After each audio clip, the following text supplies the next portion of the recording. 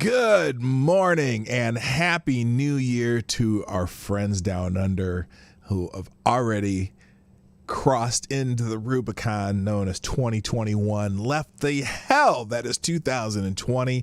And yes, whoever was making fun of my issues this morning, I had issues this morning because, I need a producer, but that's okay. I'll continue to be my own producer, and I'm going to make mistakes, and they're going to be honest mistakes, and it's just going to be that way. Good morning, everybody. I am so happy that you're here. For those who it is morning, although some of you have already crossed into the great or left the great abyss, that is 2020, and joined the ranks of 2021, which where I live will be another 15 hours. It'll be midnight where I live, but you know what? Happy New Year anyway, everybody. And I have so much stuff here, some things with Discord, things I've been finding on Twitter, things I've been finding on a couple of my favorite aggregators. So we're going to jump into it right after the intro. Play the intro. Ladies and gentlemen, coming to you live from the Lucky Dog Studio in a hidden location somewhere in the upper Midwest of the United States of America, it's a brother making his own way, but with all the wrong opinions. Welcome to the Morning Night Live with your host, yours truly, P. Dog Night. Stop the music. Good morning, everybody. Welcome to the Morning Night Live with your host, me, Marty, also known as P-Dog Night on the internet. And welcome back to the P-Dog Night channel. It is Thursday, the 31st of December, 2020, although a few of you are already into January 1st, 2021's. Congratulations. Because, by the way, I'm celebrating with the New Zealanders and the Aussies back here. I already got the fireworks going. That's going to be an all-day damn thing. And I hope everyone is well. I certainly am. I've got my cup of, concoction here because I don't have to go to the second job today. And even though it's only 9, what time is it here? It's 9 in the morning. But I got to have something that keeps me from coughing. And that's the only reason I have that. Anyway, let's say goodbye. Let's say good morning to the chat. I'm having issues already. Holy crap. Anyway, good morning. Now, by the way, there was... and we have our first donation of the day from Gunfox61, who, by the way... You are the new Streamlabs Superstar Donor of the Day. Thank you, Gunfox61, for the donation via Streamlabs, who says, Boomer Vision brought to you by American Bats, proud sponsor of the P-Dog Night Show. Yes, American Bats, one of our great sponsors on the show. And when we say American Bats, we're not talking to the kind they eat in Wuhan. We're talking about a good old-fashioned baseball bat, or maybe one of you cricket players. Those work too. Those would make a formidable bat for the purpose of American Bats. But because they are American Bats, yes, they are baseball bats. Thank you to our very, very loyal sponsor, American Bats. Okay, moving on. Good morning. Now, I had a chat going earlier because I had a different stream going earlier because I realized as soon as someone pointed it out to me that one said 9 p.m. and this one starts at 9 a.m. So I redid it real quick and ended up having to start a whole different start. So I'm not exactly sure who should have gotten the bell. I can't remember. I know Black Hebrew Israelite was there. That's right. And I'll give you a bell, and someone else was there. But anyway, good morning, Renee Mayette, who's the first one in this chat, and I'm going to give you a bell too, just because you're there. And because we like you, of course. And also, good morning to Mr. No. Good morning, Gunfox61, who is the administrator of the Discord server, who I appreciate so much. And I pulled some stories from there, by the way, Gunny. So I'm sure you'll be a little more happy with me. Sometimes I'm overwhelmed, man. I get through a lot of those stories and it's holy smokes, there's a lot there. But very, very diligent in keeping the Discord server running nicely. Also, good morning, Atheist Icon, Mike Savage, Blarg, Select a Boy. Yeah, boy. Also, and I said Black Hebrew Israelite again, but I'll say it again. That's right. Or I said it twice. Anyway, good morning, Lucian Sakar. Just here for these smooth beats. Yes, I do. You know, I wonder if I should play. Well, I'm not going to today because I don't have any music ready for it, but I will tomorrow on my New Year's Day. By the way, the New Year's Day show tomorrow is the 500th episode of the Morning Night Live. We're gonna probably open up the lines and have some people drop in, so you'll get to see that tomorrow. Also, good morning to DI Freighter Watcher, who is already in party mode, saying goodbye 2020. Also, good morning to Malia Carr, Happy New Year, my friend. It's already New Year's where she lives, and also Richo, too, who's Happy New Year down there. Good morning to Advocatus Diablo, the Devil's Advocate. Oops, this dang jump. Robert Lapine, how you doing? Jedi Ghost Bear. Also James PFP. Sean DW, man, you're back. Nice to see you. Blame Monkey, LOL. I usually get caught up watching his stream from earlier in the morning and end up missing Mr. Dog. Well, I appreciate you dropping in. It's nice to see you again. Also, good morning, Special Can Acid. And that's everyone that I see in the chat. I hope I didn't miss you. If I missed you, just throw something in there. I'll catch on.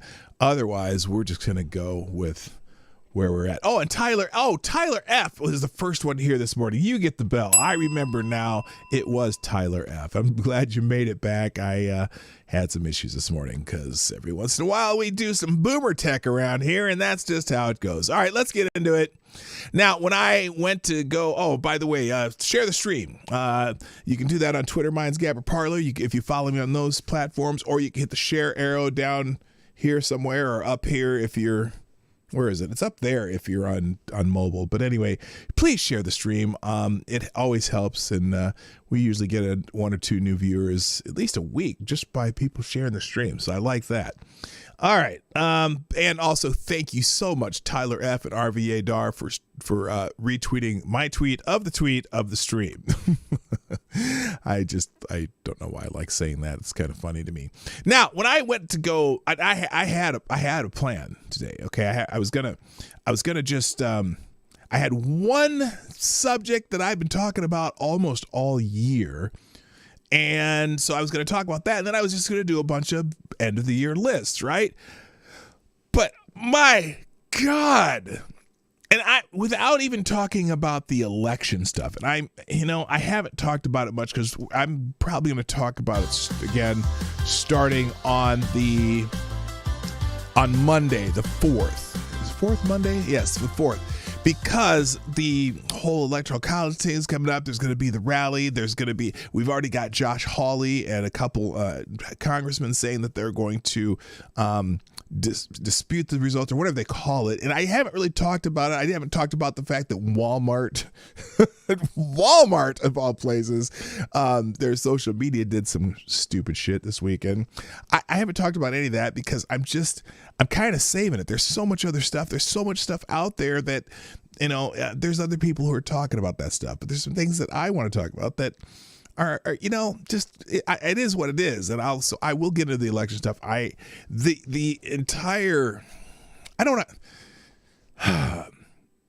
shenanigans. There are shenanigans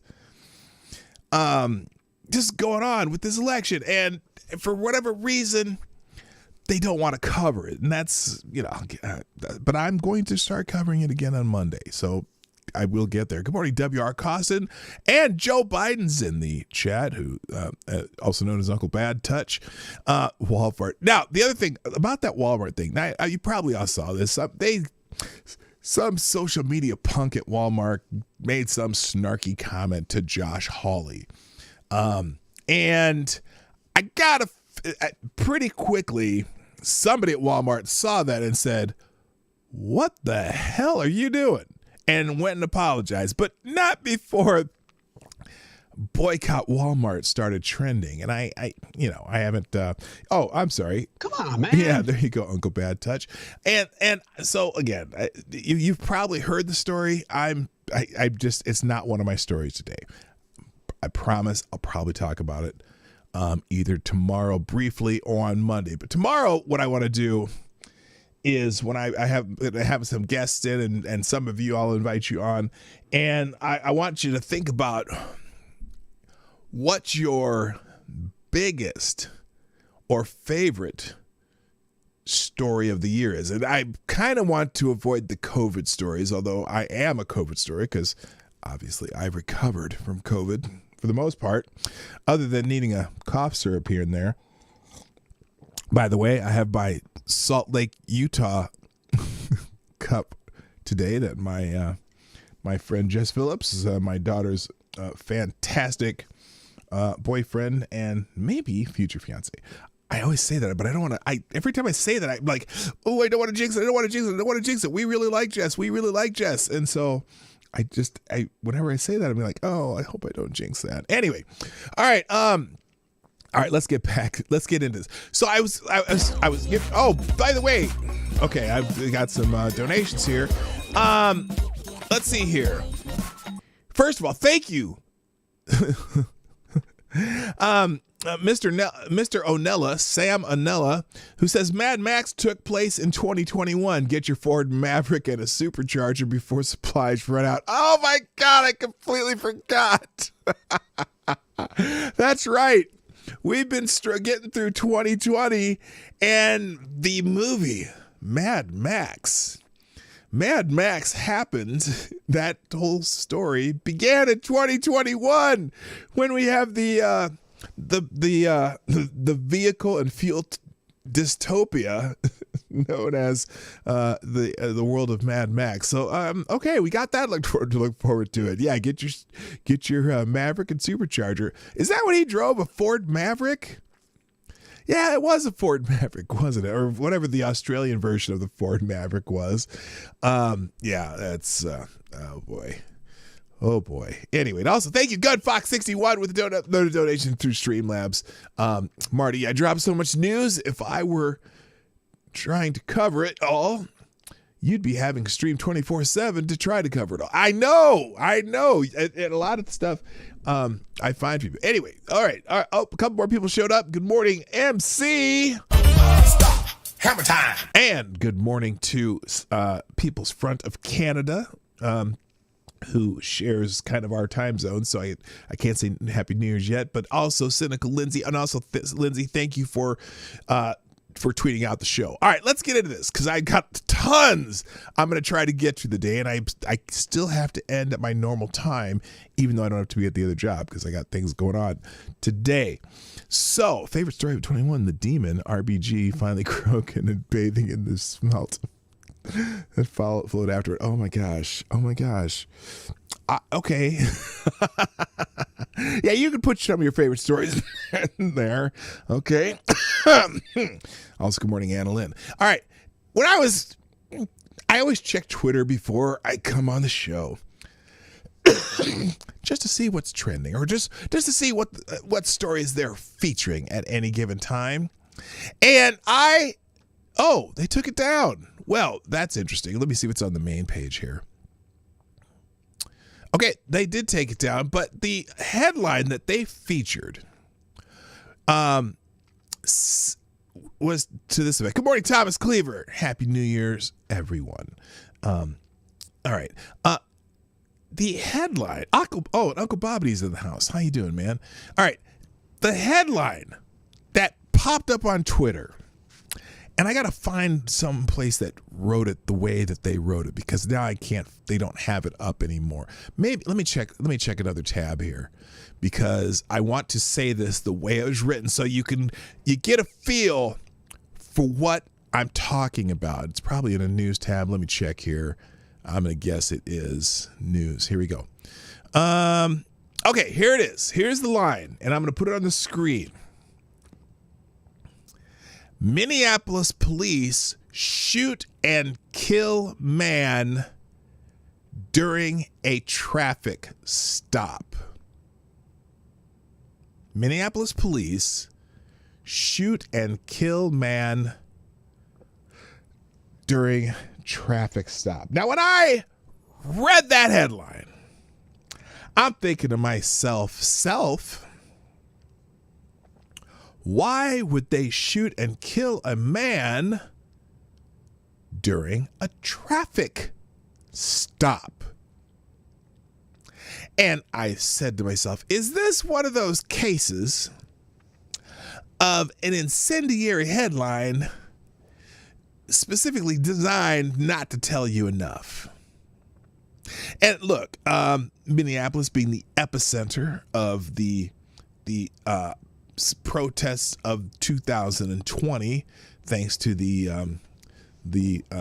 fentanyl impaired George Floyd and the dumbass police officer who had very little situational awareness as he was trying to not subdue or whatever he was doing. His situational awareness made things worse for everybody, or lack of situational awareness, I say. Good morning, Zan Wild. And reading this, I'm going, oh God, here we go again. It's Minneapolis. We're going to have protests and all this crap, right? And so I decided, well, now Sean says, and of course he's black because they wouldn't report on it if he was white. Nope. Now hold on a second. There has been something very distinctly missing from these reports. And that is the race of the man killed. Now, not that he may not be black, but I have doubts because that would be front and center if he was. Unless, now they say they haven't, the report, I'll get to the reports in a second, but the police say that they are, they're not releasing the race or anything about the man. But if this was a black man, that would be a prominent word in the sentence. There would be the adjective before man. So I'm not necessarily assuming because they haven't mentioned it. What's this? Look into long flute for clearing lungs of congestion. My brother caught the CCP. Told him about it. Not affiliated. Just thought the provider should try it instead of more meds. Okay, I will look that up. What's it called? Lung flute. Okay, we'll check that out. All right. So I'm not assuming that this is a black man because they didn't put it in the line. Now, in trying to assess what has happened in this situation, here's the Hills version of the story. Minneapolis police fatally shoot man during a traffic stop. Now, the line during a traffic stop kind of cracks me up too after you read what is happening here. Chief to release the body cam footage. So they're going to release the body cam footage right away. But listen, again, the headline is Minneapolis police fatally shoot man, no adjective, during traffic stop.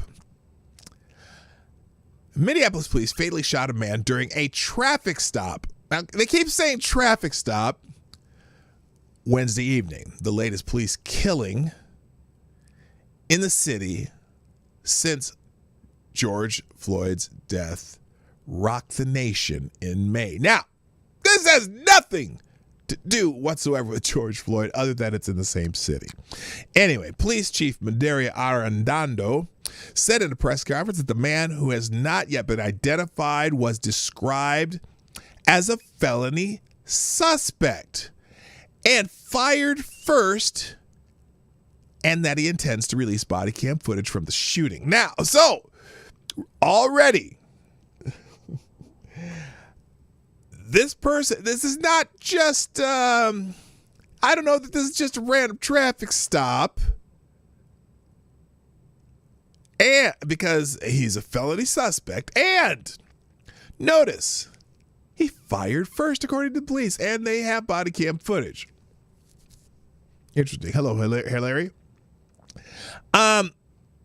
Initial witness statements indicate that the subject involved in this felony stop fired first at Minneapolis police officers who then exchanged gunfire with the suspect. Arredondo said MPD officers were unharmed with an adult female was a passenger in this subject vehicle was unharmed as well. The man was pronounced dead at the scene. No other further details were provided about the incident, including the race of those involved.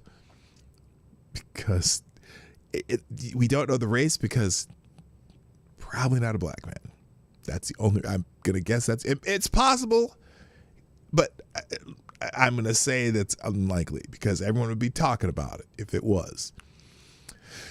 Including, and also information will be released, including the identities of the officers, but that in the meantime, footage of the shooting will be made public Thursday to provide transparency over the shooting. I want the community to be able to see what occurred, and I think that is part of us, again, moving forward and wanting to make sure we get the facts out there and maybe, just maybe,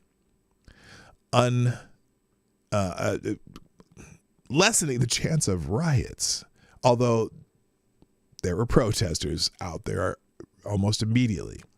The Minnesota Bureau of Criminal Apprehension is currently investigating and collecting critical evidence at the scene. The chief said protesters were later seen congregating. Congregating. Yes, they were congregating near the scene of the shooting, throwing snowballs and chanting at police officers in the area. Now that's some pretty gentle language. Throwing snowballs and chanting at police in the area who were just, they're doing their job, but of course we assume shit. So a protest is, okay, then this is from Twitter. A protest is beginning. So, like, they got music out there already. What? They got a protest starting already. Probably not having any idea what's happening at this scene. They don't even know the race the person shot, but they're out there because someone got shot. And this is people filming, just trying to find out what happened. The police are cordoning off the area, which is what they should be doing. Also, a crowd pushes Minneapolis police cruiser away using snowballs following the killing of a motorist near 36th and Cedar. Now, the killing of a motorist, again, in the middle of a pandemic. You're right, Lindsay. I can't believe this is happening in the middle of a pandemic. Hello, Renovaccio. Hello, Becca Fairley. How you doing, my friend? And also, Cultus 4. Nice to see y'all. The demonstration followed those early...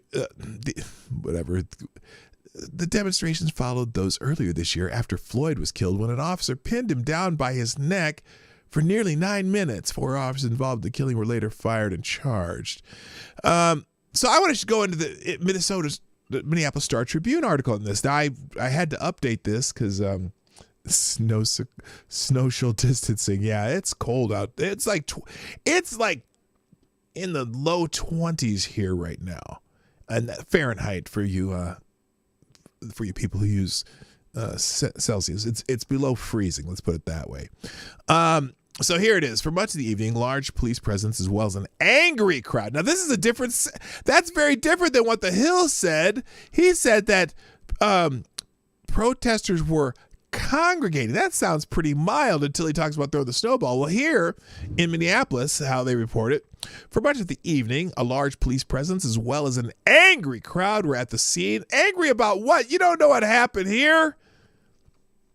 What are you angry about if you have no idea what happened? Just because somebody gets killed doesn't mean they shouldn't have been, especially if they fired on police officers first. We're at the scene at a gas station near 36th Street and South Cedar Avenue. Now, that is about a mile from where George Floyd got killed. Witnesses reported the suspect fired first. So there are witnesses. And then the officers returned fire. Minneapolis police shot and killed a man they say fired first during a traffic stop on the city's south side Wednesday night. Hours afterward, Police Chief Mvrder Arredondo said he will release the body cam footage of the shooting Thursday, which is today. It was the first police killing in Minneapolis since the death of George Floyd. After Wednesday night shooting, a crowd of about 100 protesters congregated near the scene and at times grew tense. Now listen to this. This is a little bit different language here. Grew tense, shouting expletives and throwing snowballs at police. Now the Hill said, what did the Hill say? The Hill said throwing snowballs and chanting at police. I think the Minneapolis Tribune might be a little more accurate here, shouting expletives at police. And then later in the evening, protesters remained relatively peaceful. Now, I don't know what the hell relatively peaceful means, as they gathered at a bonfire built in the street.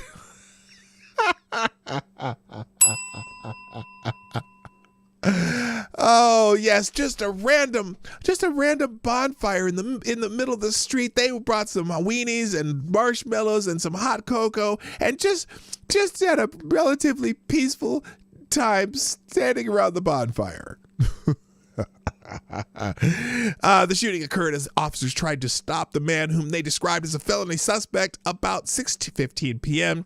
at the Holiday gas station at East 36th and Cedar Avenue. Arredondo said witnesses reported that the suspect fired first and that police officers exchanged gunfire with the suspect. A woman in the car was not hurt.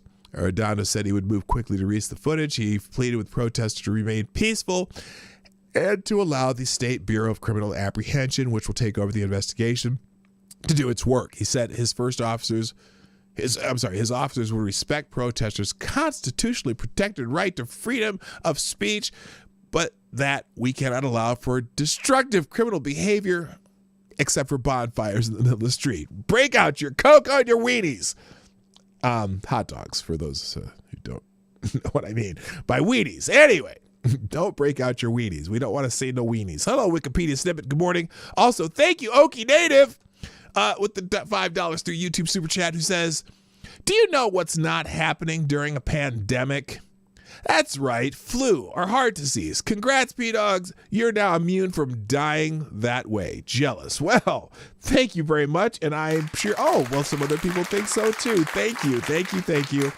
I am glad that I am not perishing from the disease that came from our unwanted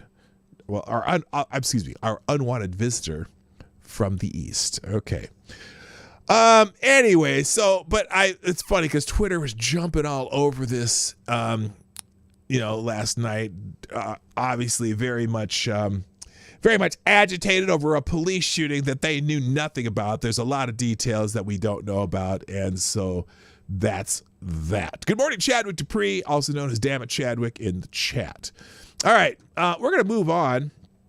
Don't break out your weenies. P-Dog Night 2020. Well, 2021 if you're on that other side of the international date line. All right. Don't break out your weenies. Unless you're on the date. And she says it's okay. Just saying. All right. So now let's talk a little bit about something that I've been talking about a lot this year. There is a rash. Now hold on. I'm sorry. Let me go back. Let me back up right before I even say that. So when I was trying to think about what to call this, the stream, I was trying to think, you know how when you have a bunch of different groupings of animals, so you have a whole bunch of geese over there, right? A whole bunch of geese.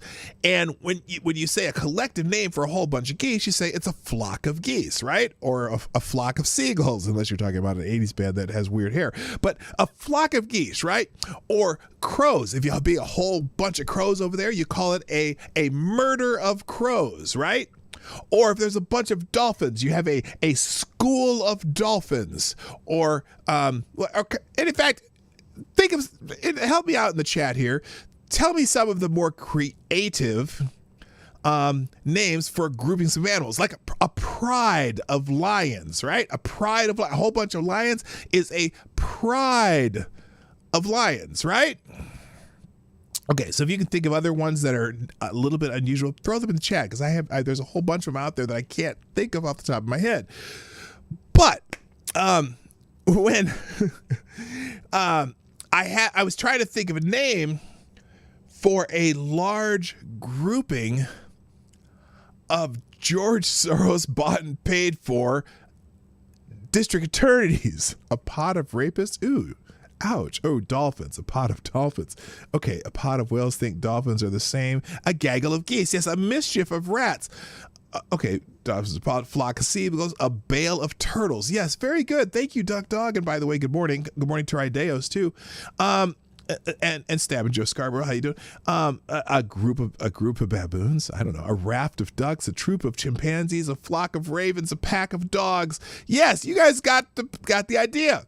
A parliament of owls. Oh, that's a good one. I forgot about that one. So, Congress is a group of baboons. Yes, you guys got the idea. A herd of sheep. Okay, so when I was trying to think of a giant grouping of George Soros funded DAs, I couldn't think of one, and then it hit me.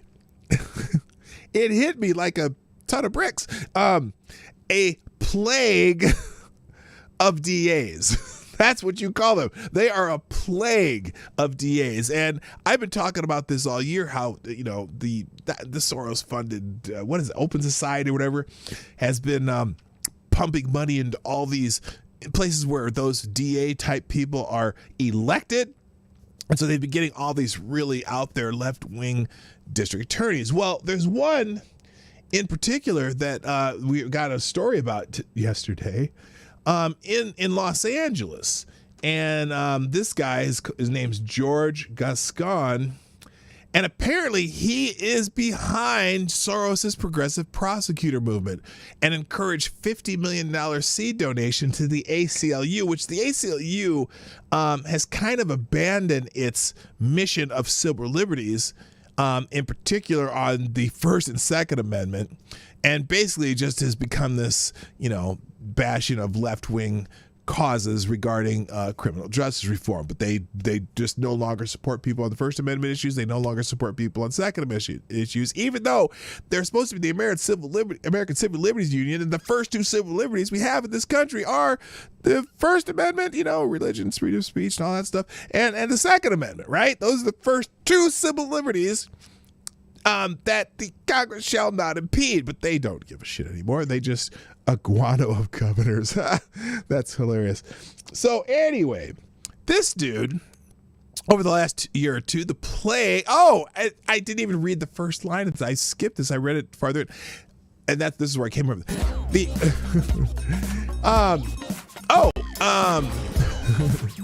Well, thank you, GunFox61, with another $2 super chat via Streamlabs. And GunFox, you are the new Streamlabs Superstar Donor. You're still the Superstar Donor of the day because you are still number one on the list. It shows up there on the top of the screen there.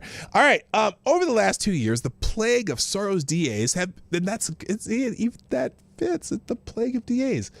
The seat of DAs has become somewhat well known across the country. Philadelphia's Larry Krasner was sworn in and then immediately cleaned house. Chicago's Kim Fox inexplicably dropped charges against Jussie Smollett. St. Louis' Kim Gardner charged the McCloskeys for defending their own home against Black Lives Matter mob. And Contra Costa County, California's Diane Becton issued a guidance mandating that her deputies, listen to this, determine whether someone needed an item before they would be charged with looting. So if they needed that 85-inch flat screen TV, then they might not be charged, right? Because if they're living in wherever they live and there are little ratty ass apartment, they don't have a big screen, they might have needed that big screen. Anyway, Well, let's not forget San Francisco's Chelsea Bowden, son of Weather Underground bombers who was raised by Bill Ayers and Bernadette Dorn. Yay! In fact, we need to get a party one for that. Who looks the other way for most crimes. Boone was elected after longtime San Francisco District Attorney George Gascon decided to move home to Los Angeles and challenge incumbent DA Jackie Lacey, who wouldn't bend to the radical demands of LA's burgeoning Black Lives Matter movement.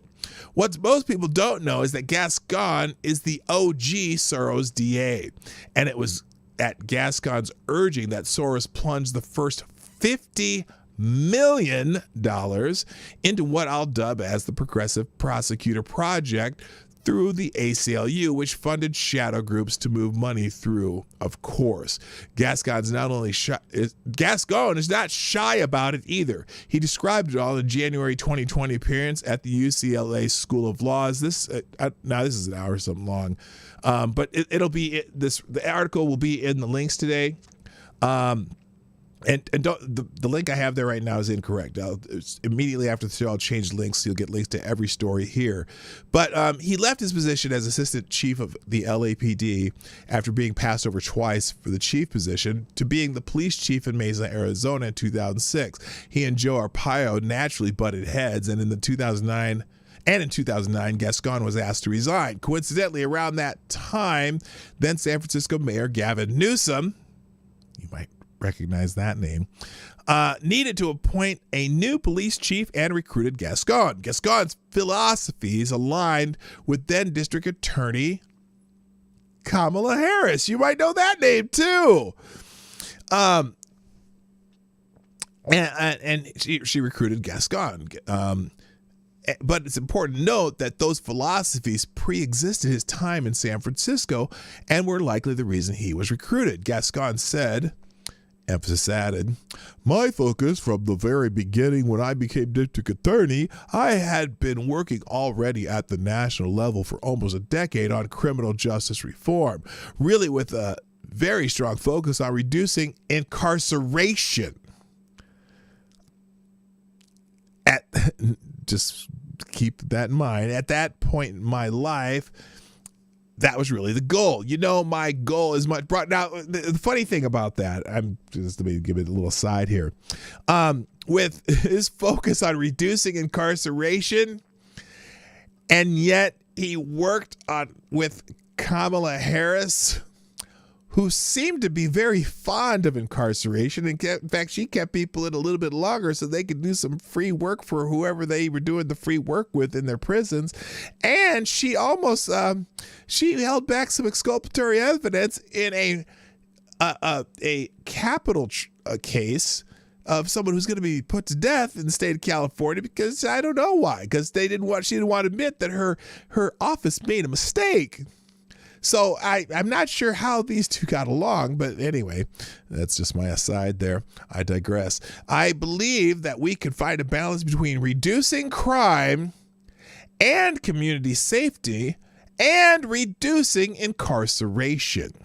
I think you can do both at the same time, and we proved that you could. I don't know about proved. That's an interesting word he used there. Gascon then meandered around the story of how attorneys with more of a public defender mindset ended up running for district attorney. Buckle up. In 2007, I sat down with a friend of mine.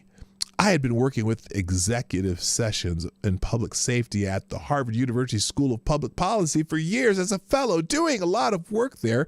And we knew that the term progressive and prosecutors, they were not coming together. We literally started looking at a map of the U.S. and we were trying to identify strategically what are the urban centers, whereas anybody that could be considered a progressive prosecutor, which seems to me would be an oxymoron, but hey, I don't know.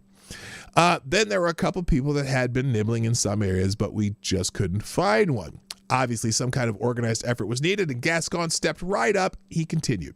So one of the conversations was then, how do we go about creating a movement here? Which actually eventually led to Open Society's foundation, which is George Soros's foundation, put almost $50 million in 2014 through the ACLU to begin the movement. And that's where you get some of these crazy prosecutors, so to speak. At first glance, it seemed quite elite. Brand new district attorney who spent some time lecturing at Harvard convinces Soros to drop $50 million to begin a progressive prosecutor movement. But that wasn't the first time Soros and Gascon worked together on a big project. George Gascon co-authored California's Proposition 14, which appeared on the 2014 ballot and reduced the classification of most nonviolent property and drug crimes, including theft and fraud, for amounts up to $950. You've heard these stories in different places where they don't prosecute crimes of property crimes of less than a certain amount. This is the godfather of that shit. From a felony to a misdemeanor. And that was deceptively titled, quote, the Safe Neighborhoods and Schools Act, end quote. Yeah, that's some dystopian fucking Orwellian naming of the bills. Anyway, the Yes on 47 committee was primarily funded by the ACLU and the Open Society Policy Center, and a significant donation from Netflix. Reed Hastings went on to become a major donor for Gascon's Los Angeles district attorney campaign. Yes on 47 proponents spent nearly $10 million on the campaign, while No on 47 advocates could only muster up about $500,000. Naturally, the measure passed by almost 20 percentage points. The Proposition 47 campaign was seemingly the proof of concept for the Progressive Prosecutor Project. Flood the market with Soros money, funnel through shadowed organizations with names like California for Safety and Justice. Send out academics touting studies run by Soros-funded think tanks that keep bullet point messaging tightly focused on things like ending the school to prison pipeline. No, it's the ending the mom. It's, I'm sorry. I almost said that out loud. Holy shit.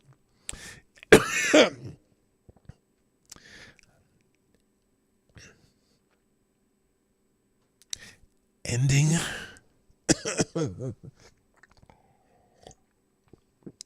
Ending the bad mom's vagina to prison pipeline. Sorry, I didn't mean to say that out loud. The Proposition 40,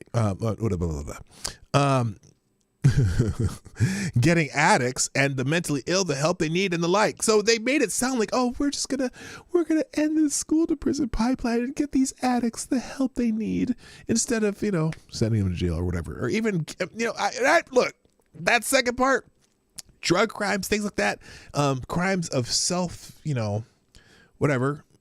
hurting yourself through stupid shit. I can understand getting those people the help they need and the mentally ill the help they need. But they ain't talking about just not putting people in jail for crimes.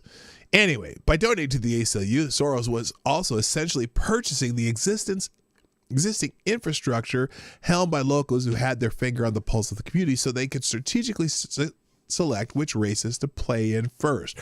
From a press release announcing $50 million donations, quote, there are a few organizations in the United States in such close alignment with our values and criminal justice reform goals as the ACLU, said Christopher Stone, president of the Open Society Foundation.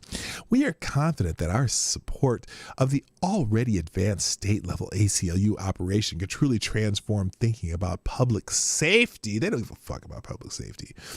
Move progressive and innovative legislation forward and restore the trust of communities hit hardest by the overuse and abuse of our criminal justice system. You mean like Kamala Harris did? Good Lord. Anyway, so Gaston assisted in identifying and recruiting DA candidates, but also in training newly elected Soros DAs and their key personnel by having them spend time in his San Francisco office, again from the January 2020 video.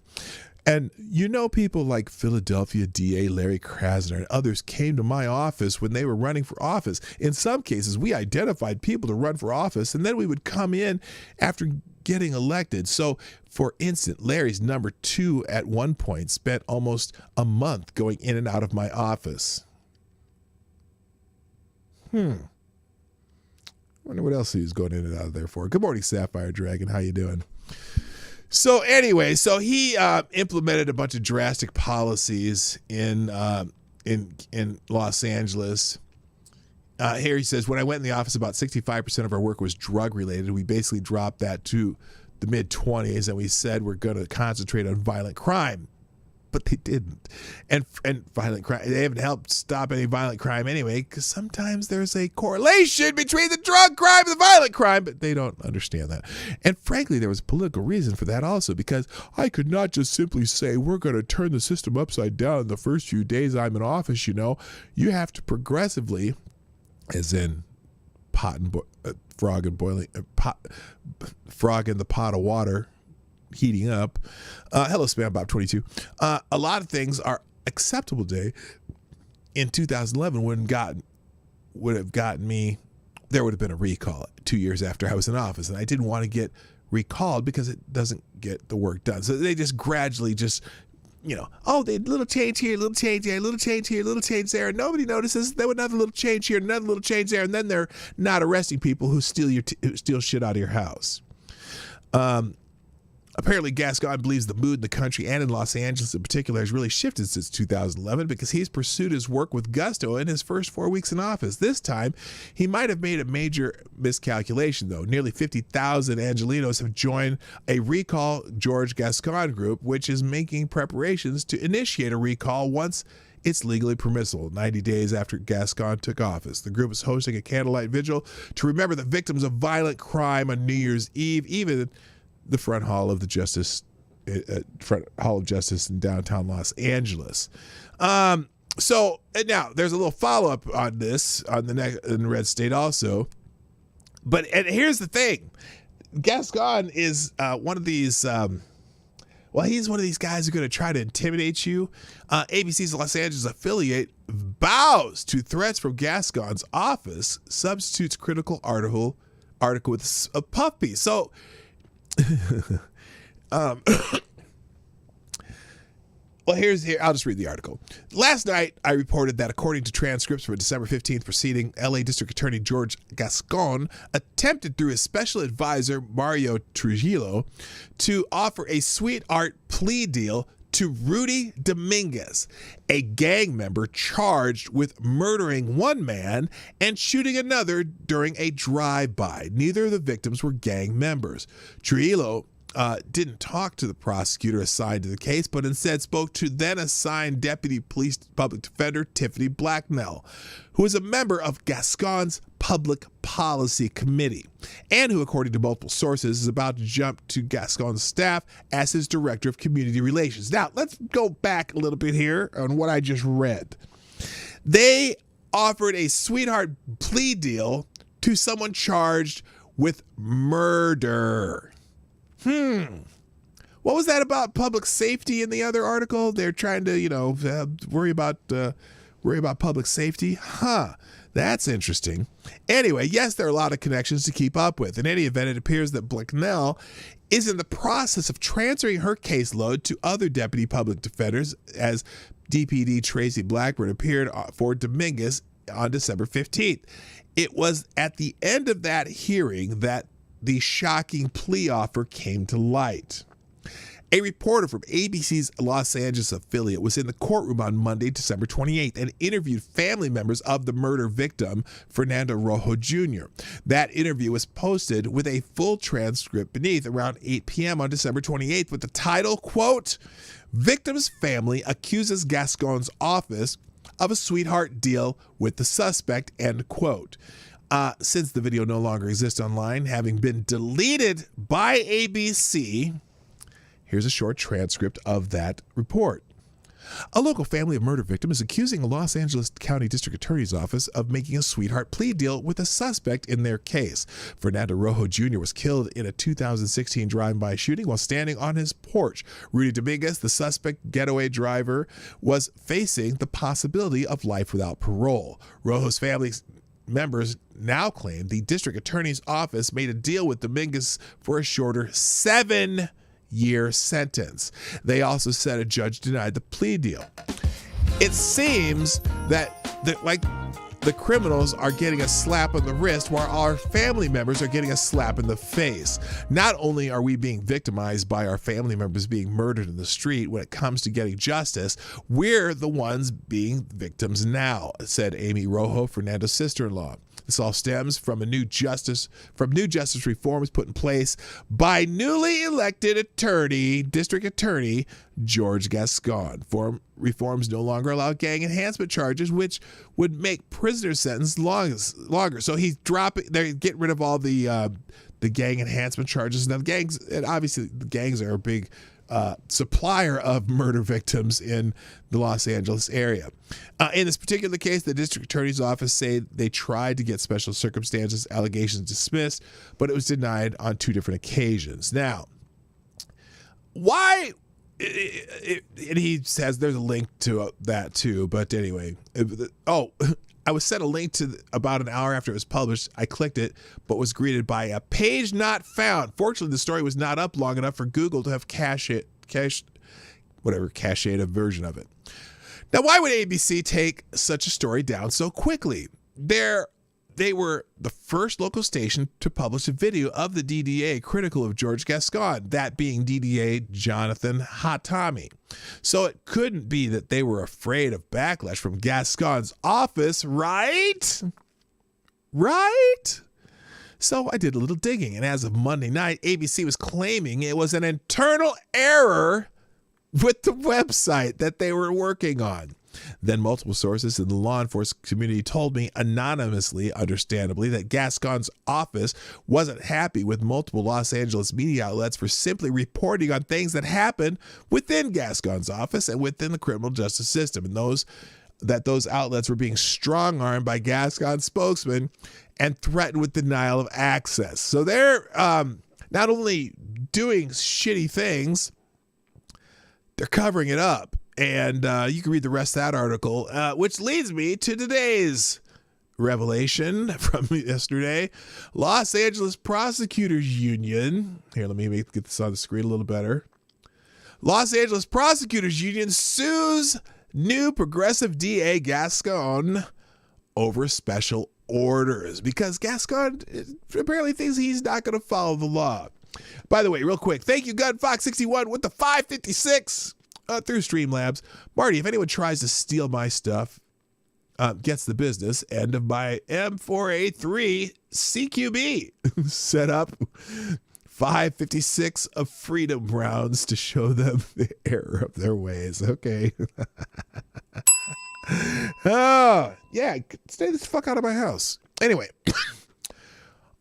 on Wednesday morning, a union representing about 800 prosecutors filed a civil lawsuit against their newly elected boss, Los Angeles County District Attorney George Gascon, alleging he has ignored laws mandated by constitutional and statutory authority. Oh, interesting.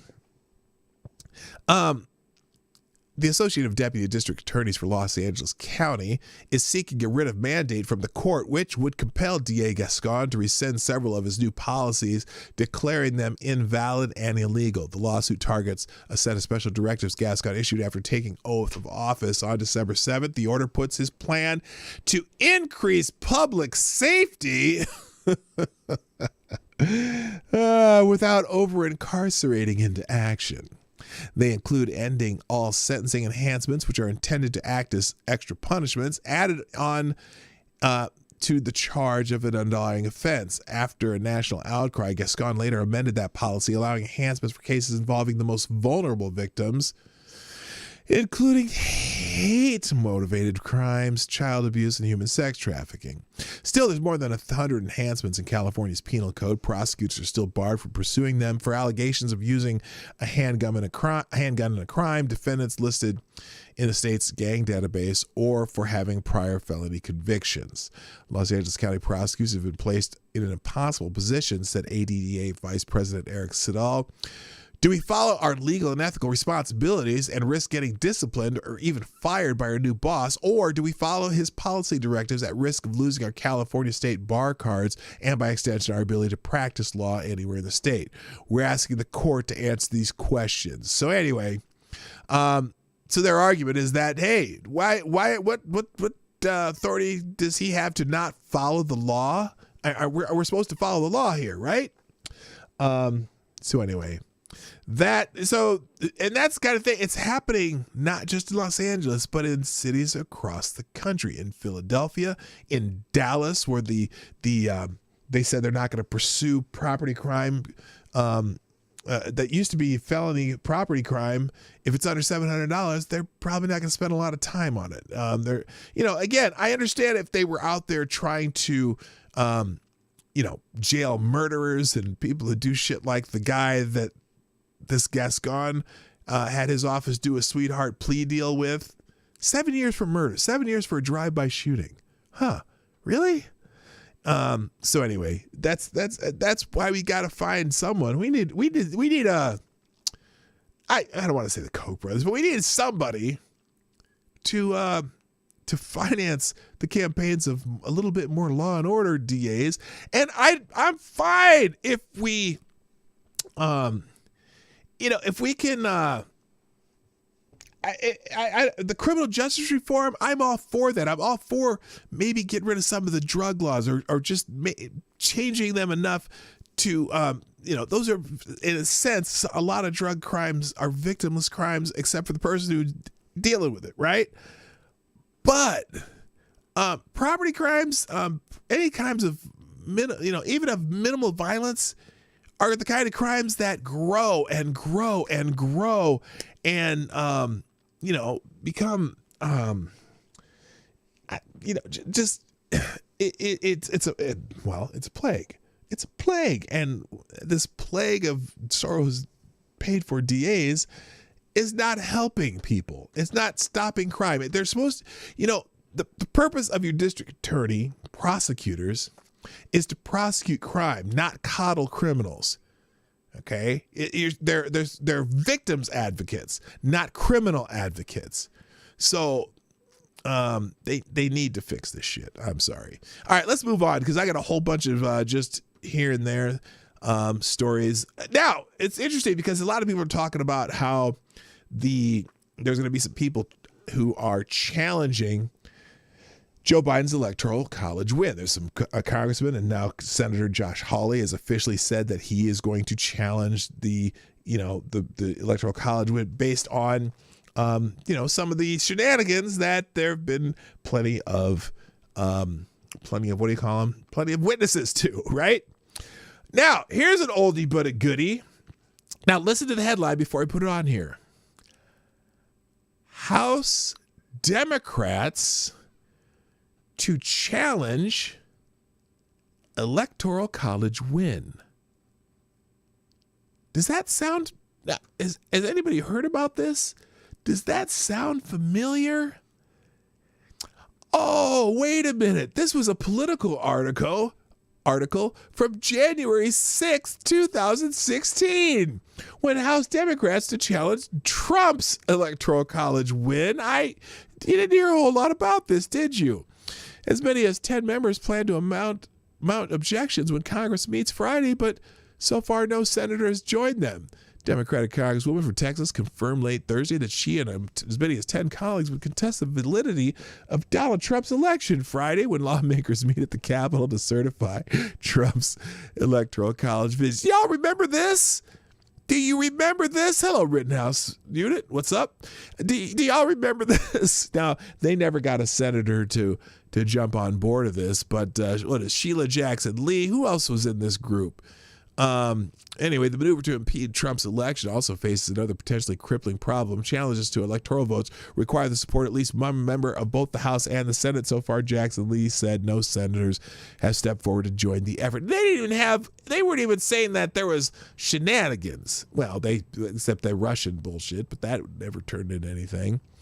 But anyway, it's not like this is something that hasn't happened before, but I think the people now who are thinking about doing this have a little bit more skin in the game and a little bit more witness support for what they're doing. And again, to be honest with you, as much as the shenanigans in Philadelphia, or excuse me, in Pennsylvania, Philadelphia in particular, and Atlanta, and in Arizona and Nevada and Michigan, all these states, that, all these witnesses have come forward.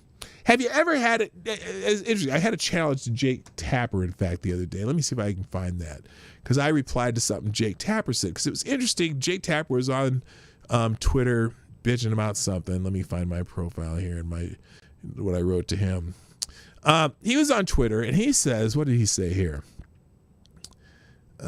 He had a little thing. He was interviewing George Conway. Now, if you're not familiar with George Conway is married to Kellyanne Conway.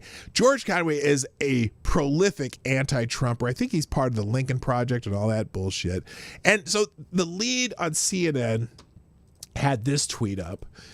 It would be comical if it weren't about such a serious matter, says conservative lawyer George Conway on GOP Senator Josh Hawley delaying in affirming Biden's victory by forcing votes on electoral college results. This is just the height of absurdity. The election is over, says George Conway, mega-time never Trumper. Now, obviously, they have George Conway as a guest on CNN, right? Because, he's a Republican, and he's saying that this Trump shit's crazy, right? Now, which brings me to the question I had for Jake Tapper. I said, I'm curious, Jake Tapper, you're a journalist, and you're interviewing a well-known anti-Trumper here, which I doubt if you mentioned that when you had him on your show. But I said that's fine, and it's certainly newsworthy that there is a Republican who's has disagreed with Josh Hawley. But my question to Jake Tapper is, Jake, how many of the hundreds of witnesses who have testified to election irregularities in all these different states have you interviewed on CNN? How many? I'm going to guess. I don't even have to guess. I already know. That number is 0.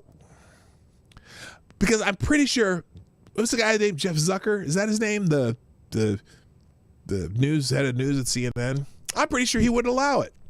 Even though there are hundreds of witnesses who testified in all these different states, do you think CNN or MSNBC, I don't even know why I said that, or ABC News or CBS News or NBC News or CNBC, have any of them interviewed on their network any of these witnesses who's testified to witnessing election tampering things or anything of that nature? No, because they don't want to hear from them. They are on Team Biden. All these networks are on Team Biden, so they're not going to do it. But of course they'll have George Conway on here like, this is just some Republican who just disagrees with that's an agenda. It's crazy. Yeah, he's an ugly man. He's actually he's looking better. He looks like he's lost some weight, which I know that sounds weird, but it does. He does look like he actually looks better than he used to. So anyway, that was just something that came across my desk. Moving on, let's see what else I got here. We already talked about him. So I just thought it's funny that the House Democrats challenged Trump's electoral college win in 2016, which I found interesting. Also, let's go on to what I have recovered from the Wuhan COVID-19. Oh, Wuhan, the Wuhan flu, or what is it?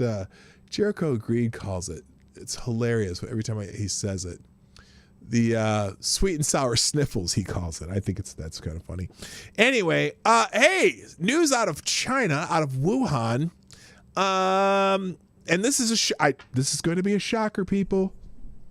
This will be a shock to your system. You're not going to believe what I'm about to say. Not at all. You're not going to believe it.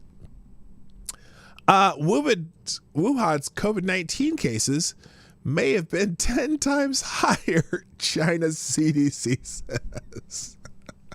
I wish I had something on here that just said duh. I just wish I did. Just duh. Duh.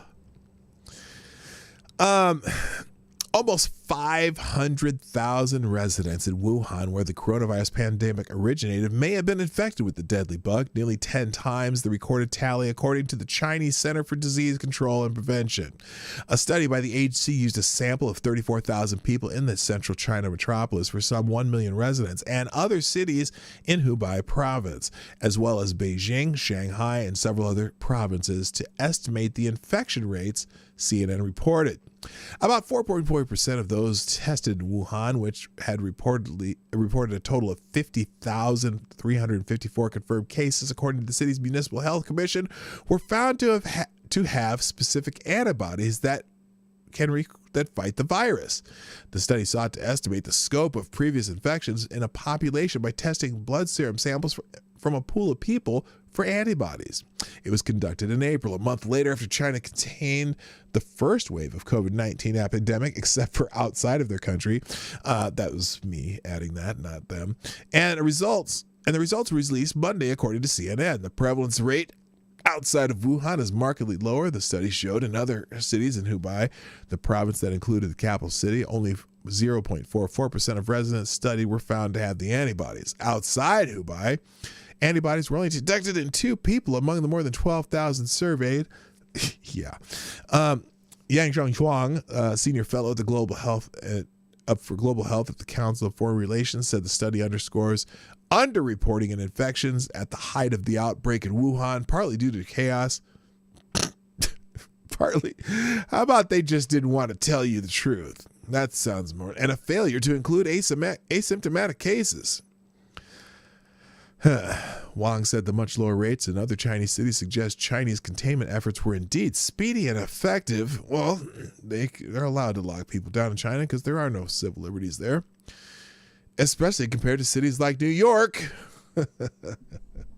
where they send people to nursing homes who had the coronavirus. Anyway, but shocker, cases may have been 10 times higher than they said. Yeah, who knew? In other coronavirus news, now this is sad, and this is what I got from Gunfox. From the Jerusalem Post, an 88-year-old dies of COVID after vaccination in a second such incident. In both cases, medical professionals do not believe that the deaths were connected to the vaccines. An 88-year-old Israeli died just hours after receiving the coronavirus vaccine on Tuesday, a day after a 75-year-old Israeli died due to a heart attack, also shortly after receiving the vaccine. So, kind of like COVID deaths, these are COVID deaths with the vaccine, not because of the vaccine. In both cases, medical professionals do not believe that the deaths were connected to the vaccines. Hadassah University Medical Center explained that the 88-year-old suffered from complicated and severe background illnesses. So the hype on this is the headline. Okay, The point of this headline is it to scare people? Why the headline then? 88-year-old dies after COVID vaccination in second such incident. An 88-year-old man,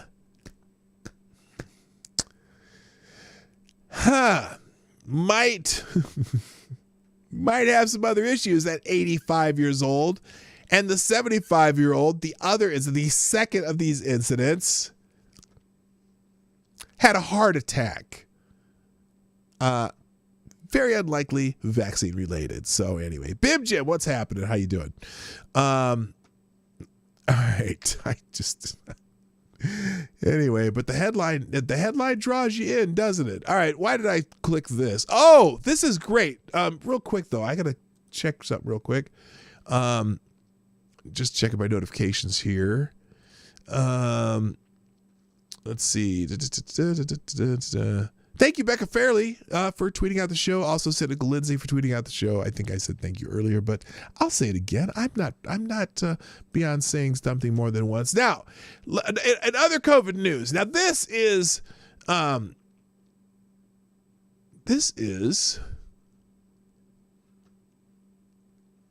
Wait, where is it? I had it set up, but where is it? Well, we'll have to go just use Wade Dupree's line here. This is Florida Governor Ron DeSantis. And Ron DeSantis, I am, what's the word? I'm skeptical, but he seems to be doing things right down in Florida, right? He seems to be doing things right. And Ron DeSantis had an interesting exchange. Is this thing gonna click? Or come on now, let's try this. Is this the one?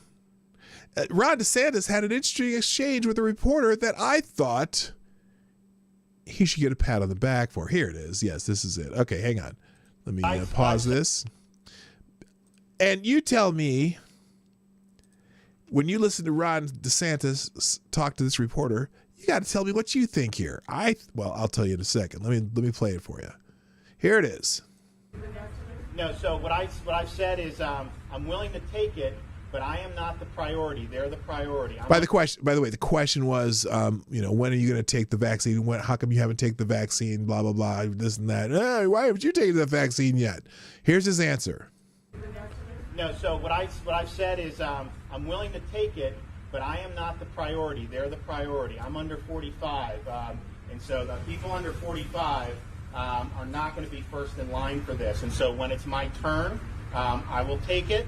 But this is who I want to be vaccinated. I want my parents, our grandparents, to be able to get it. And, granted, I'm an elected official, but whoop-de-doo. At the end of the day, let's focus where the risk is. If I were a woman, I would be throwing my panties at that man right now. I'm just telling you. Let's hear it for Governor Ron DeSantis. That is a great answer. Now, people are still trying to vilify him for opening things up down in Florida and saying, they're having all these cases down in Florida. And you know what? Look, Florida has, 21 million people? The state of New York has 19 million people. And Florida's death rate is about half of New York's. And despite the fact that the population in Florida has much, much higher rate of senior citizens compared to New York. Of course, New York, they sent people with it, sent people COVID to the nursing homes and killed more senior citizens. And more sunshine, so a lot of people get more vitamin D's. That probably helps too. But I think that was a fantastic answer. You want to save the people who are most vulnerable first. So anyway, I couldn't be more proud of that answer from him. I did give you you saw that on the screen, right? Okay. All right, moving on. Like I said, I got so much today, and I've only got 15 minutes left. Oh my God, I'm not even halfway through what I got here today. Holy smokes. This one kind of pissed me off. This is a quick hit here. Reason article. As I almost choke. When there wasn't enough hand sanitizer, distilleries stepped up. And now they're facing $14,060 in Food and Drug Administration fees. Distilleries just learned that to cap off a brutal year, the FDA is charging them a fee normally reserved for drug manufacturing facilities. For many American craft distilleries, 2020 was already one of their worst years ever. The COVID-19 related closure of tasting rooms and cocktail bars, loss of tourism, and inability to offer in-store sampling slashed their sales revenue and cut them off from their customers. Then this week, just as it seemed they made it through the worst of a terrible year, the Food and Drug Administration had one more surprise in store. The agency delivered notice to distilleries that had produced hand sanitizer in the early days of the pandemic that they now owe an unexpected fee to the government of more than $14,000. I was in literal disbelief when I read it yesterday, says Aaron Burr, president and distiller of Calwise Spirits in Paso Robles, California. I had to confirm with my attorney this morning that it's true. The surprise fee caught distillers completely off guard, throwing the already suffering industry into confusion. I'm not reading another thing. If you want to read the rest of this, you can. But it is, it's today's Thursday. Yeah, it's FTG Thursday. I would say FTG to the FDA or whoever they were. In fact, FTG, FDA. Bam. Fuck those guys. Unbelievable. Moving on, we're just going to do a lot of these quick hitters now. Oh, by the way, did you know that Nancy Pelosi may be in danger of losing her speakership? And that would be weird because it would be likely that if that happens, Kevin McCarthy of the minority in the House probably would end up being Speaker of the House. Well, apparently there's a bunch of the new progressives that are non-committal about voting for Pelosi for Speaker, and the fact that the margin between Democrats and Republicans has narrowed so much because the Republicans cleaned up during the elections could lose her speakership. Members of the House will vote when they convene for the first time the new year on January 3rd, but the leader of the GOP warned the odds look stacked against Pelosi. Republican leader Kevin McCarthy pointed out that during the last vote, 15 Democrats voted against Pelosi for Speaker in a tweet Tuesday night, and 10 of them are coming back. And if they vote against her again, Pelosi will be ousted as Speaker of the House, he continued, posting an interview on Fox News. In the interview, McCarthy warned she was holding on by a thread. Pelosi is the only woman ever to serve as Speaker of the House, announced in November that she was seeking her fourth two-year term in the position. It comes after certain Democrats have refused to reveal if they would support her bid to be reelected, especially Representative-elects Cori Bush and Jamal Bowman, both progressives, newly elected to Congress in November, deflected questions on CNN's State of the Union about whether they would vote for Pelosi. So, would that be weird? Would that just be just wild if that actually happened? All right, moving on. I got to go quickly today. Biden's top pick for Pentagon. Thank you, Fox 61, for this one. Biden's top pick for the Pentagon position, top Pentagon position, pushed the Russian hoax and touted the Steele dossier. Oh, joy. Colin Kahl pushed the conspiracy theory that Trump campaigns conspired with the Kremlin to influence the 2016 election. Joe Biden's pick for a top Pentagon position. And to no surprise, he was a Russian hoaxer. Colin Kahl, to serve in a top Pentagon position, pushed the conspiracy that the Trump campaign conspired with the Kremlin to influence the results of the 2016 election.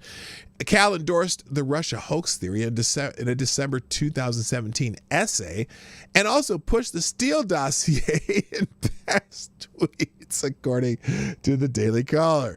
The circumstantial evidence suggesting that Trump campaign collaborated with the Kremlin to get now President Donald Trump elected continues to mount. Kahl, a national security advisor for Biden during his vice presidency, wrote in the essay, but even if it turns out there was no direct collusion to shape the 2016 election, what we have learned so far, including most recently from retired General Michael Flynn's guilty plea last week, which that blew up, is incredibly troubling. Anyway, so yeah, he's a Russian truther. Moving on. Seattle housing activists occupy a hotel and demand that the city pays bill with money from police budget. A group of Seattle activists who had occupied a travel lodge since Christmas Eve, demanding that the city of Seattle pay the bill, were booted from a hotel on Wednesday after the hotel's owner begged police for assistance. The group, Tacoma Housing Now, moved a group of 16 homeless people into rooms at the travel lodge on Christmas Eve and paid for one night. The homeless people did not move out after 24 hours, and THN declared the situation an occupation, demanding that the city further defund the police department and use the money to fund the travel lodge's homeless shelter. Barring that, they want the money to come from COVID relief. So they've decided to squat in a hotel in Seattle. A few dozen activists associated with recruited by THN extended the occupation to the hotel's parking lot, creating an autonomous style zone.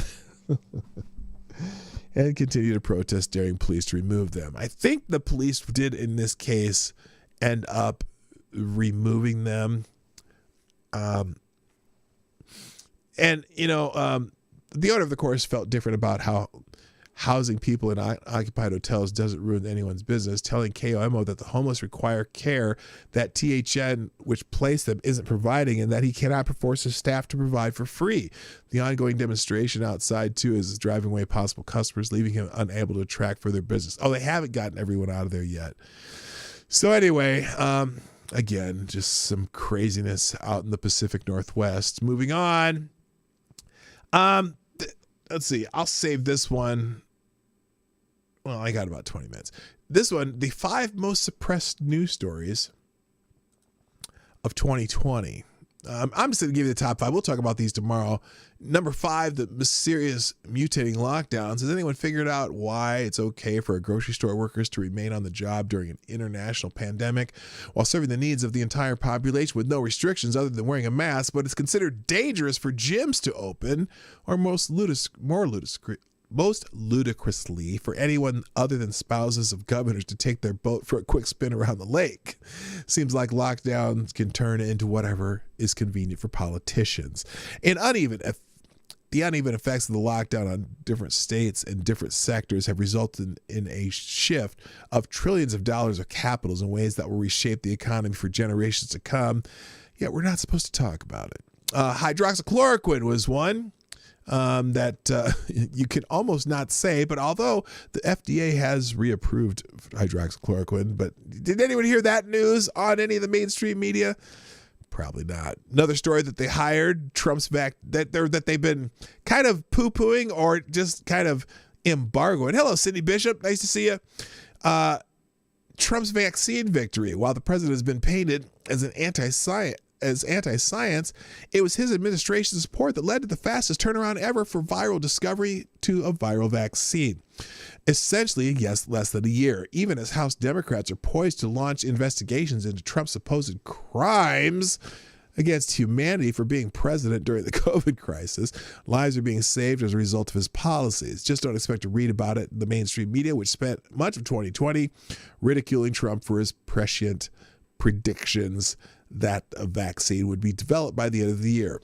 The number 2 story, most embargoed story, Hunter Biden's laptop. The ability to bury Hunter Biden's story throughout the 2020 presidential campaign ranks as the greatest victory in the history of propaganda. Hunter, the son of President Joe Biden. Oh my God. Oh gosh.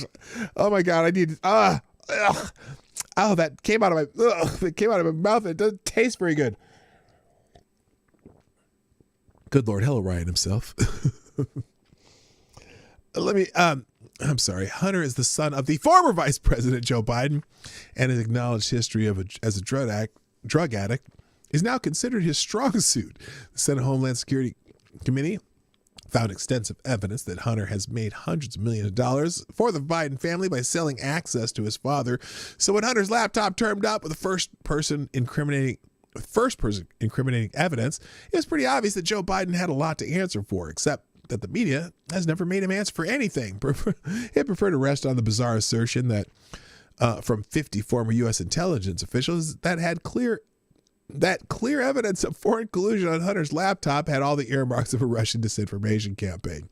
And finally, the most embargoed story of 2020, election fraud. Turns out that everything that happened in 2020 before November 3rd was just a prologue for the greatest deception in American history, namely the hijacking of the presidential election through means both legal and illegal. Most importantly, every state that changed its election procedures without the consent of the legislatures violated the U.S. Constitution.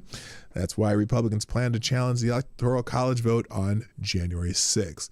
Now, whether you like Donald Trump or not shouldn't be relevant. You either follow the Constitution or you don't. The fact that Trump's increased his support in almost every demographic since 2016, yet lost the election, will apparently remain a mystery because the Democratic Party, with an assist from weak Republicans, is intent on continuing the charade that Joe Biden is a beloved elder statesman. Beloved elder statesman. You're a lying dog-faced pony soldier. I'm sorry. I'm just laughing at that.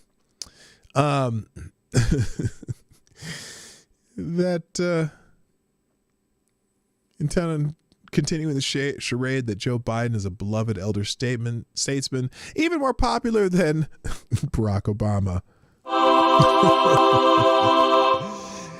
Anyway, there's probably other things I can think of that aren't on that list, but let's move on so I can get done in a time. Oh, this political article, I'm putting it up here just because it pisses me off, but I'm not going to read it on this show today. It's a political article, though, that 2020 shatters the myth of American exceptionalism. First of all, they don't understand what the concept of American exceptionalism is. American exceptionalism is not about America being better than everybody else. It's about the exceptions that American life have to other places. For example, the fact that in the United States, you are more likely to be able to migrate yourself from social class to social class based on your abilities, desires, and efforts. Where a lot of places, if you are born into a certain caste, so to speak, you are stuck in that caste for the rest of your life. Whereas in America, the exception to what happens in most countries, you can be born dirt poor and end up filthy rich. Or you can start out filthy rich or the son of a politician and still end up being a crack addict. Who's the crack addict? I'm trying to think about that. Anyway, so that's what American exception. It's an exception to what happens in other countries. Not that, and yes, I believe that it is all better. Okay, but that's not what the term American exceptionalism means. Just FYI. So anyway, this article is using the "we're better than everybody else" thing, and that's not what they do. Anyway, thank you so much, Becca Fairley, with the $20. They throw a Jackson at me through Streamlabs. Thank you so much, and Becca Fairley. You are the new Streamlabs Superstar Donor of the Day. Thank you so much. Happy New Year, P-Dog. Well, Happy New Year to you and everyone else who's, those of you who are already into the new year. I definitely wish you a happy new year. So my friends from down under and on that other side of the international date line who's already now. It's interesting because in New Zealand, because it's an island, they could had a little more ways to control COVID. They still had their big fireworks display on the bridge and the big tower and stuff. That was really cool. So Richo's here. Happy New Year, Richo. See, it's New Year's for Richo already. Also, one of our recurring sponsors, BBC Rentals, with the $2 via Streamlabs. BBC Rentals says our top story of 2020 was the loss of a future BBC Rentals member. We knew him as Big Floyd. He was killed by the police during a traffic stop in Minnesota. He passed his first cast on Pornhub. He will be missed. BBC Rentals, unless you're racist. That's right. All right. Thank you, BBC Rentals, our continuing and very loyal sponsor. Appreciate both of you, BBC Reynolds and Becca Fairley. Thank you so much. All right, let's finish up here.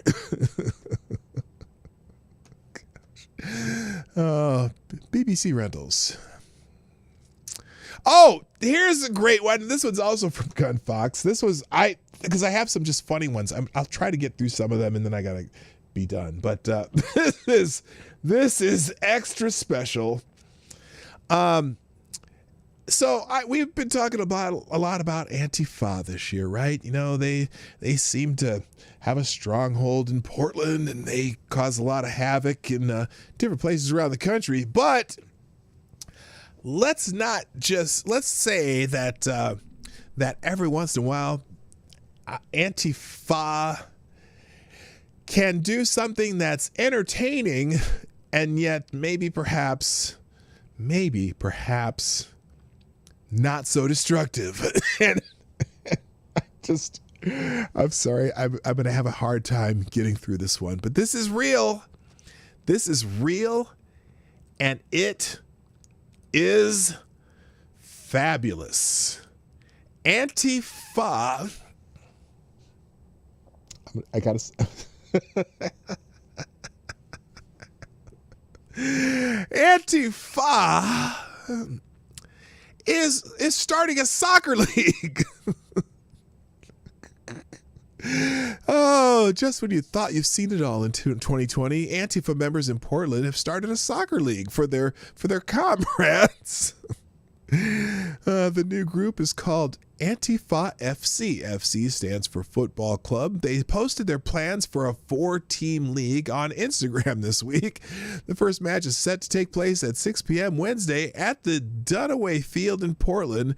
Within a day of making the post, the teams were filled. So they actually end up with 8 teams. All teams are now filled.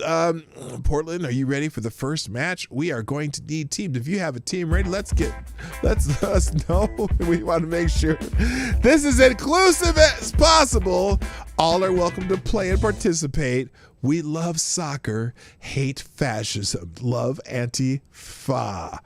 Oh my God, it's unbelievable. Hilarious. And here's the names of the teams. Let's see. What is this? We've got the Long-Legged Socialists is one team versus No Justice, No Cleats. And then we have the, Antifa Pickles versus Emma Goldmans. And then they have Snack Attack versus Nightmare Elk Fan Club. And then the last one down here, I'm having a hard time reading it. Something about the Icebreakers versus Demand Dystopia. So, yes, Soy Ball. Hello, Kyra Alexander, by the way. I didn't say good morning to you yet. I am now. And also, Infamous One. Nice to see you too. Okay, so if you're ready for some Antifa soccer, they plan to operate under regular soccer rules except no slide tackles. Wouldn't want to break those skinny legs. Anyway, thank you, Gunfox61, for that one. I cracked up when I saw that. All right, we're going to skip the 2020 resolutions first. Well, this is only a minute long. This is kind of funny. The difference between 2020 resolutions and 2021 New Year's resolutions. What happened there? Let's see. Let me get this here right. There we go. Is that it? No. Here we go. There we go. All right. 2020 resolutions versus 2021 resolutions. I thought this was appropriate. Oh, by the way, thank you, Gunfox61, with the 10 spot on Streamlabs, who says Texas anti going to outdo Pennsylvania. We are better. Our shitty governor is not. FTG Governor Wolf and his butt buddies. Wolf is a lockdown governor. I don't know, Texas anti going to outdo Pennsylvania. Not sure what that means, but anyway, thank you so much for the Streamlabs on Gunfox61. Appreciate it. And also, Select a Boy, thank you, with the $2 via Super Chat. Will the Antifa Football Club last longer than the AAF? I don't know. I just wonder if they're going to keep score. That's all I'm wondering. Are they going to keep score in this football club or not? I don't know. Anyway, I'm going to wait for this notification, this alert to go off, and then we'll do the 2020 resolutions versus 2021 resolutions. And I just found this quite humorous, but I got to wait for the... Come on, make that noise. It should have gone now. There we go.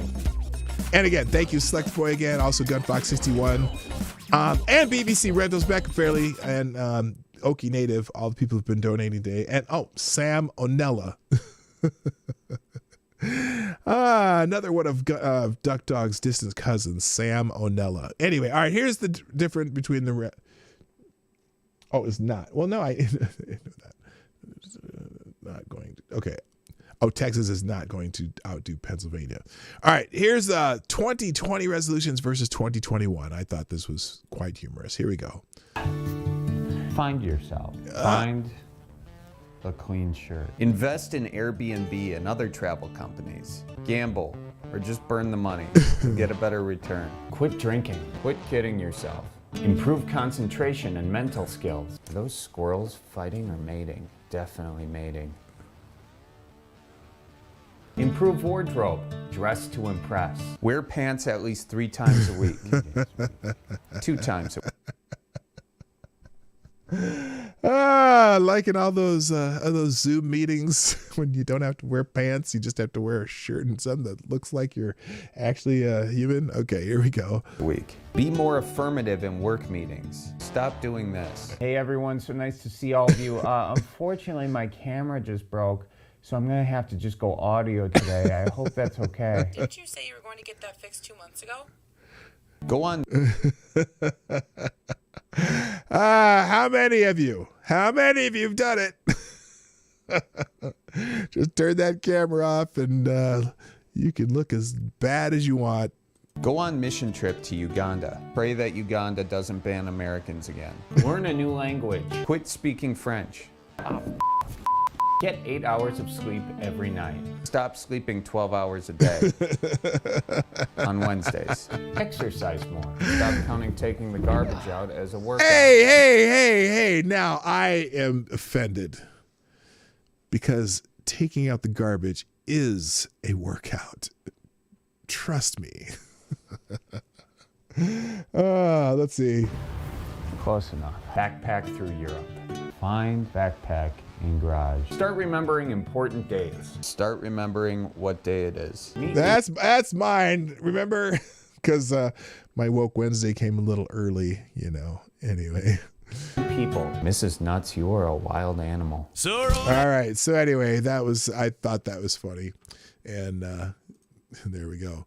All right, let's see how much exercise. Oh, okay. So in the articles that are linked, here's one: how much exercise you have to put in to burn off your favorite foods and drinks. If you're putting up one of them New Year's resolutions about eating better and exercising more, well, this one's gonna ruin your freaking day. Pizza, no matter how it's made or what it's on, you have to do 1,425 sit-ups for one slice of pizza or run 3 miles. Bacon, not as bad, 43 calories, 43 push-ups, 215 sit-ups, 0.4 miles, or 10 minutes of sex will get rid of that slice of bacon.